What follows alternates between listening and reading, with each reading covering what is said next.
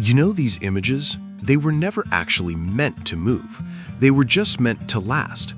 For over a century, they stayed completely still, just waiting.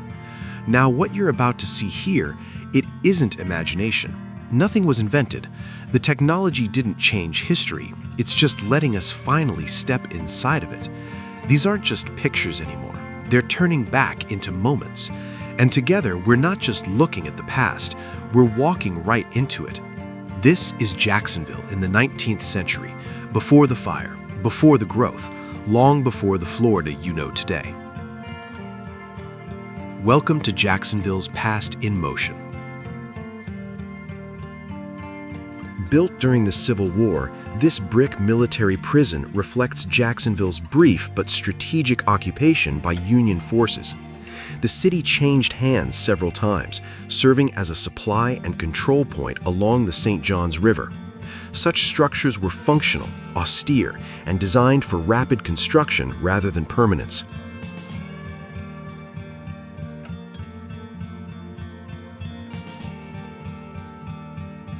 This wooden signal tower was part of the Union Army's communication network during the Civil War.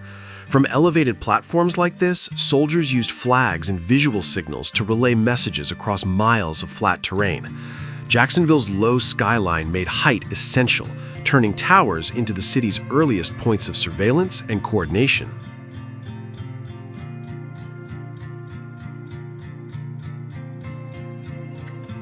This market building was already standing during the Civil War and continued in use afterward, making it one of the everyday spaces that bridged wartime and peace. Markets like this were central to Jacksonville's daily life, supplying food brought by riverboats along the St. Johns.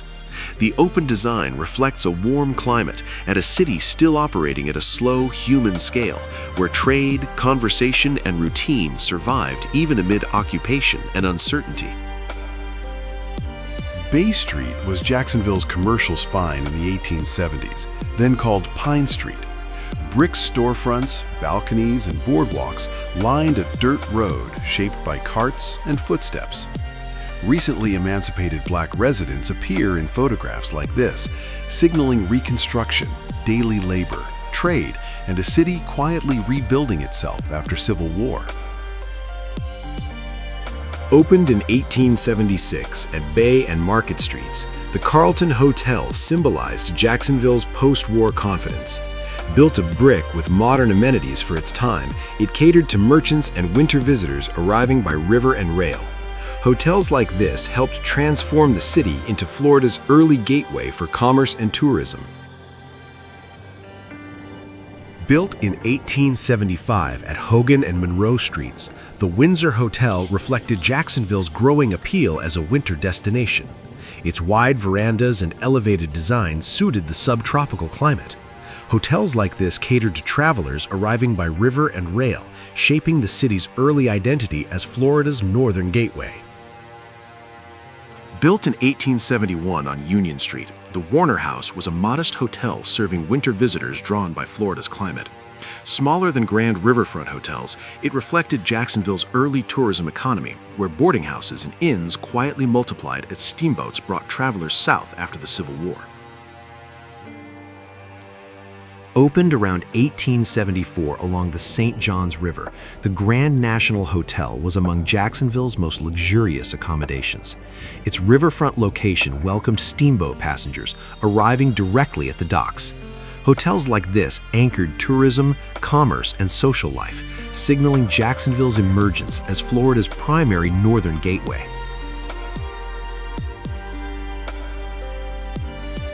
By the mid-1870s, the St. Johns River was Jacksonville's main artery. Steamboats and sailing vessels crowded the wharves, moving lumber, cotton, citrus, and passengers.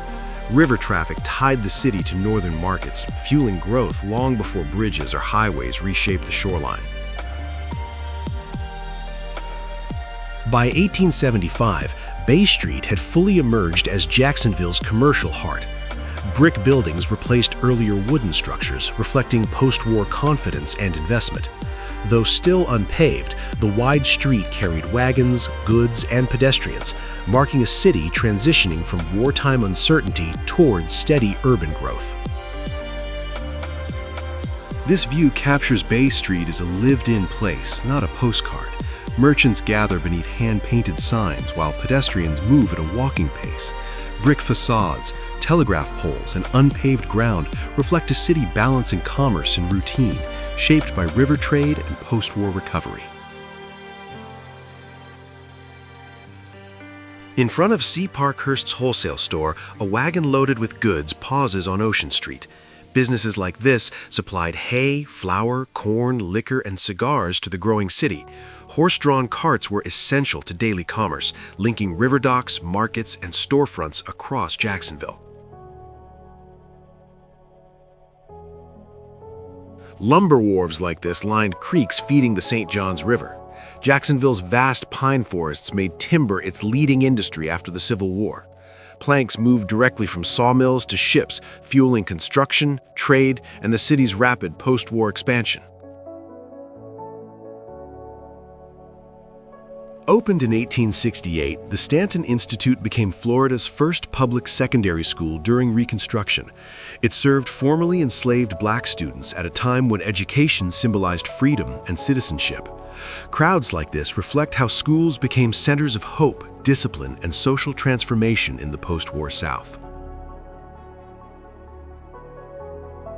Opened in 1869, the St. James Hotel quickly became one of Jacksonville's premier accommodations.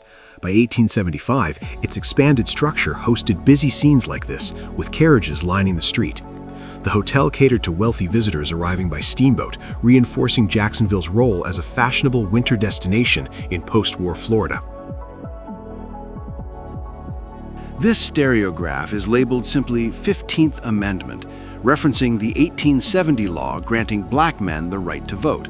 Scenes like this reflect Reconstruction-era Jacksonville, where newly freed citizens navigated public life, labor, and politics.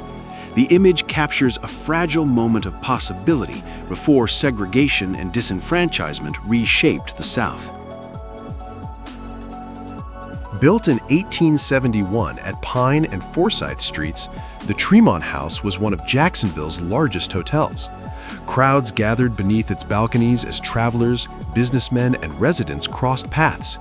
Such hotels functioned as social centers, hosting meetings, celebrations, and daily encounters in a rapidly growing post-war city. By the late 1880s, hotel verandas like this were extensions of public life. Guests sat for hours, watching carriages pass and conversations unfold. Wide porches provided shade and ventilation in the subtropical climate, blending leisure, observation, and social ritual in a city shaped by visitors. By 1890, bridges began to permanently link Jacksonville's riverbanks, reducing dependence on ferries and boats. Steel truss spans like these marked a turning point, allowing rail and road traffic to cross the St. Johns. The river remained central, but the city was no longer confined by it. By the late 19th century, alligator hunting was common in North Florida. Skins were valuable for leather, and hunts often became public events. Photographs like this reflect frontier attitudes toward wildlife, labor, and masculinity at a time when Florida was still seen as raw, dangerous, and untamed.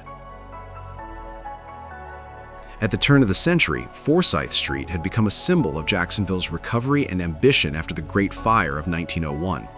The National Bank of Jacksonville and the post office reflect a city investing in order, finance, and permanence, brick, stone, and wires replacing the looseness of the frontier.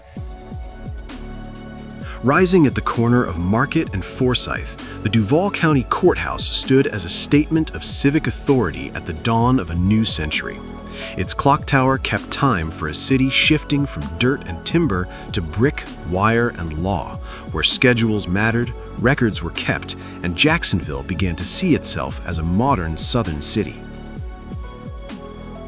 Time has a strange way of erasing things. Buildings vanish, streets change names, people disappear without a trace. But sometimes a fragment survives, a photograph, a frozen second, a silent witness.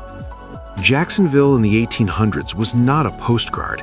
It was heat, dust, river winds, and uncertainty. It was horses on Bay Street, steamships on the St. John's, lumber docks, hotels, classrooms, markets, and voices that carried across wooden verandas. These people were not thinking about history.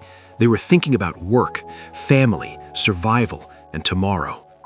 The river brought everything here: timber from the forests, goods from distant ports, travelers chasing warmth and opportunity. Jacksonville was a frontier city pretending to be modern. Hotels rose along the waterfront, merchants filled Bay Street, schools opened during Reconstruction, promising a different future. Bridges stretched across the river, connecting worlds that had once been isolated. And yet, every face you see here is gone. Every sound has faded. Every building has changed, burned, collapsed, or transformed. What you are watching is not just restoration, not just color, not just animation. It is an experiment in memory, a way to cross time without a machine, a reminder that history was once alive. These images were taken by people who could never imagine the future. They didn't know their city would grow into a modern metropolis. They didn't know machines would bring their world back into motion. Someone in these streets dreamed of leaving. Someone dreamed of staying forever. Someone stood on a porch, watching the river, wondering what life would become. In some ways, they were like us, waiting, hoping, living in the present without knowing it would become the past. When we bring these images to life, we're not changing history, we're listening to it. Every frame is a whisper from another century. Every movement is a conversation across time. This is not nostalgia. This is continuity.